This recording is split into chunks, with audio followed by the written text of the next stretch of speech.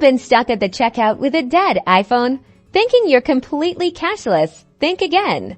Today, we're revealing a life-saving trick how to use Apple Pay even when your iPhone is seemingly out of juice thanks to Power Reserve. First, attempt to activate Apple Pay like you normally would. Double-click the side button, just as if your phone had battery.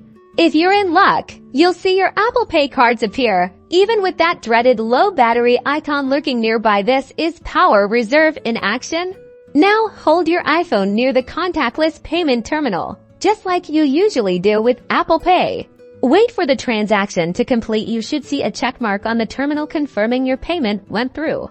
Keep in mind, Power Reserve only works for a limited time after your iPhone shuts down. It's not a permanent solution, so don't rely on it.